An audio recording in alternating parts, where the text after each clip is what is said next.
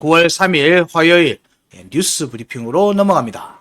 자, 뉴스 브리핑은 앞에 언급했던 스케줄표와 관련된 내용들, 여기에 대한 의견들이 뉴스로 많이 나오고 있습니다. 9월에 금리 인하 달 왔다. 고용은 전짐적 완화에 스몰 컷, 뭐 이름도 잘 붙이네. 베이비 컷이라고도 하고, 스몰 컷이라고도 하고, 뭐 어쨌든 0.25% 정도가 시장에서는 어느 정도 인지하고 있는 수준인 것 같다.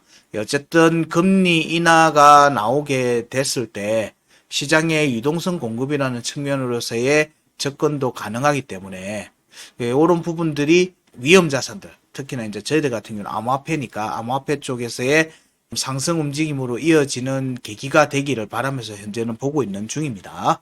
자, 그 다음에 자산운용사들이 신흥국 채권에 주목을 하면서 미국 따라서 도미노 금리 인하를 할 거기 때문에 채권 매수 쪽으로 보고 있다. 이런 내용들로 지금 얘기들이 나오고 있어요.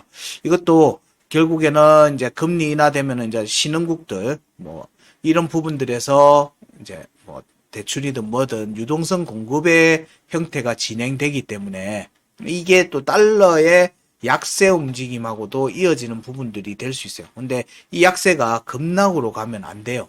달러의 약세가 급락으로 가면 다른 데가 신흥국들이 작살이 나는 겁니다. 또 그래서 그 부분들이 좀 안정되면서 이제 약세의 움직임을 이어가는 정도만 나오면은 미국 외적인 나라로의 투자가 진행되는 부분들로 이어지는 거고, 이게 글로벌 증시, 미국 이외의 부분에서의 유동성 공급으로 전반적인 상승세로 이어질 수 있기 때문에 이 부분도 주목해서 보는 겁니다.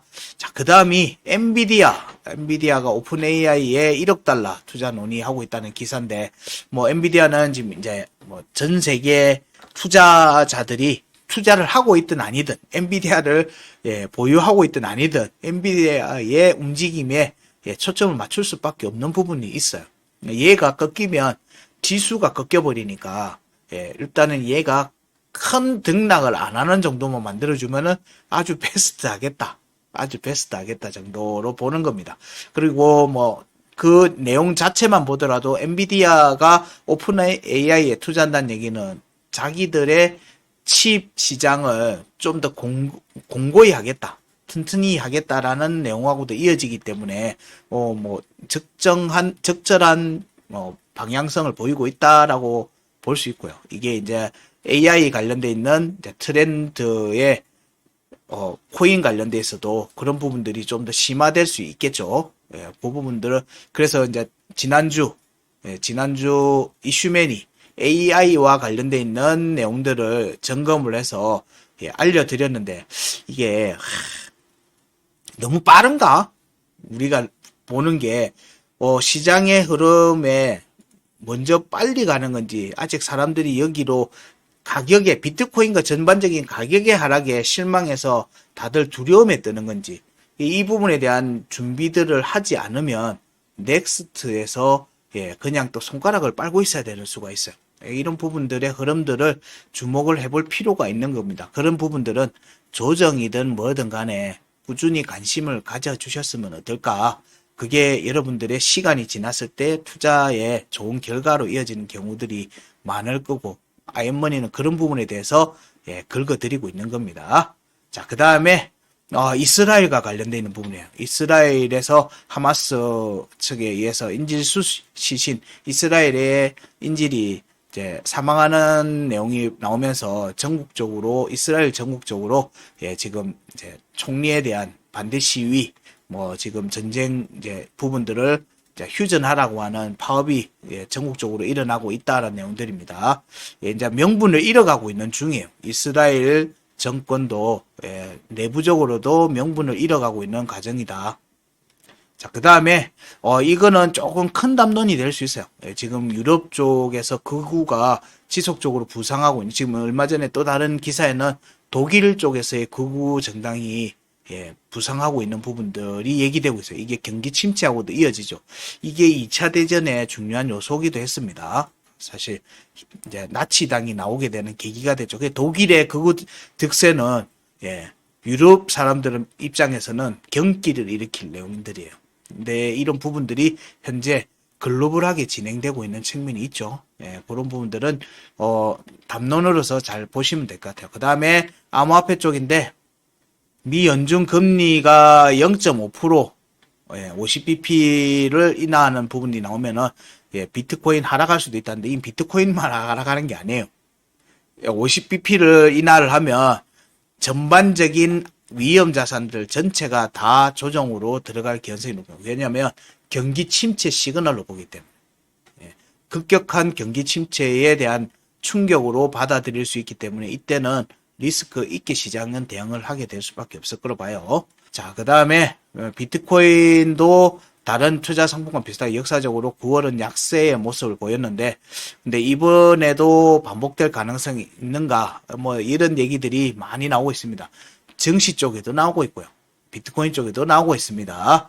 그래서 이런 부분들에서 이제 반감기도 있었고 여기에 대한 움직임도 염두에도 이 움직임에 사실 앞에 조정이 지속됐던 측면들이 있었거든요. 이 앞에 움직임이 박스권 상단을 저항을 두들기고 이 움직임이 활발하게 이루어졌으면 9월 달에도 조정의 관점으로 볼 수 있는데 앞에 조정이 이미 길게 진행이 되고 있는 부분이다 보니까 이 부분이 추가로 약세 움직임이 만들어질까 여부도 약간 저희들은 위쪽 반전의 시작점으로 보고 있는 부분들로 있습니다. 자, 그 다음에 비트코인 샤프 비율 작년 10월 수준이고 추세 반전 가능성 작년 10월 수준인 거는 그때부터 반등이 났죠. 그때부터 강한 반등세가 나오기 시작했습니다. 이렇게 추세가 반전되느냐 여기에 부분들도 같이 보고 있습니다.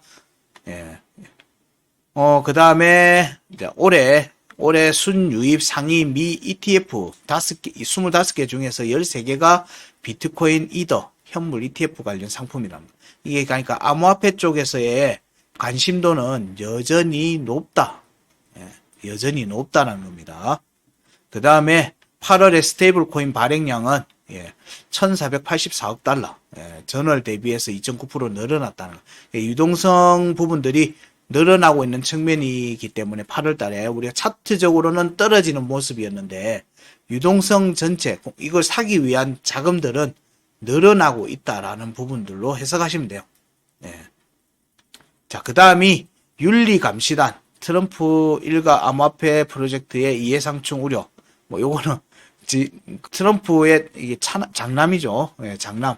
원래 트럼프 일가가 부동산 쪽이니까 여기 NFT를 조각 투자하는 거, RWA나 디파이 관련돼 있는 부분이에요. 결국에는 이쪽 부분으로의 사업 영역 확장을 선언을 했고 트럼프도 여기에 호응하는 모습들을 보이고 있죠. 물론 이제 트럼프가 암호화폐에 대한 이제 명확한 지지 의사를 밝힌 것도 이런 부분들의 맥락들이 이어지는 과정으로 보는 건데, 그때도 기사 할 때 그 얘기했죠. 지국은 대놓고 하네라고 했는데 이 얘기가 나오고 있는 겁니다. 이해상충 우려가 있다. 이런 얘기들이 현재 나오고 있습니다. 뉴스에서의 내용들은 전반적인 큰 흐름에 대한 체크와 흐름들을 살피는 내용들 정도 수준으로 이해하시고 보시면 됩니다. 자, 오늘 준비한 내용은 여기까지고요. 오늘 또 오후에는 저희 이슈맨과 함께하는 이슈 시간이 있습니다. 여기서는 이제 우리가 체크했던 뉴스들과 또 다른 또 뉴스들에서 우리가 고려해 볼 만한 부분들에 대해서 좀 더 내용을 다루는 부분들이 있으니까 저녁 시간에도 많이 시청해 주시기 바라고요. 저는 오후에 다시 뵙도록 하겠습니다. 자, 다들 오늘도 파이팅 하시고요. 저는 나중에 뵐게요. 감사합니다.